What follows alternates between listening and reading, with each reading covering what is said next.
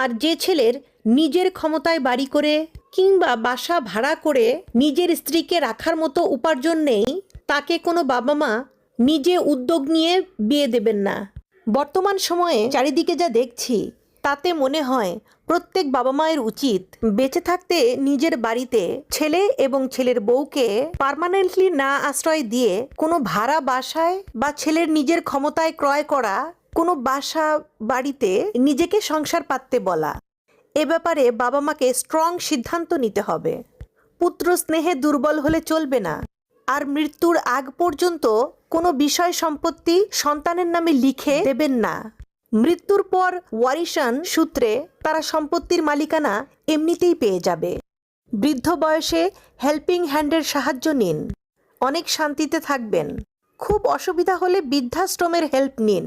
শহরে প্রচুর 5 স্টার বৃদ্ধাশ্রম আছে, তেমনি অনেক বিনা খরচের বৃদ্ধাশ্রমও আছে।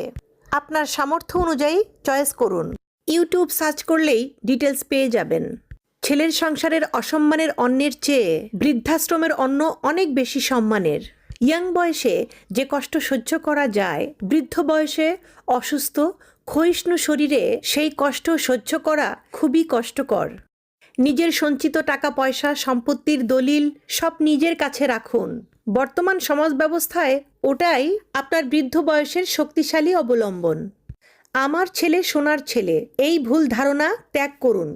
আপনার সন্তান হীরা নাকি কয়লা সেটা সময়ই বলে দেবে।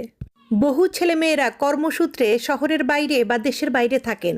তাদের বাবা মা যদি বাড়িতে একা একা থাকতে পারেন, তাহলে আপনি বা আপনারা কেন পারবেন না?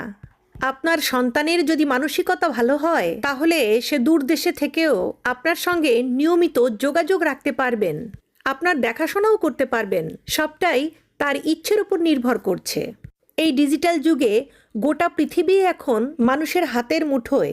কোনো কিছুর জন্যই আপনাকে অসুস্থ শরীর নিয়ে বাইরে বেরোতে হবে না। কাঁচা বাজার থেকে এসি সব কিছুই আপনি ঘরে বসেই পেয়ে যাবেন। আপনার দেখাশোনার জন্য আপনার সন্তানকে আপনার কোলের কাছে থাকতেই হবে এমন কিন্তু কোনো কথা নেই।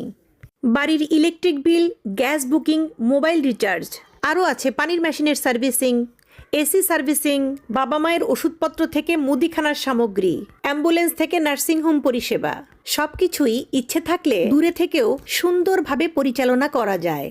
আর যদি সদিচ্ছা না থাকে, তাহলে আপনি পাশের ঘরে মরে পড়ে থাকলেও আপনার সন্তান আপনার খোঁজ করবে না।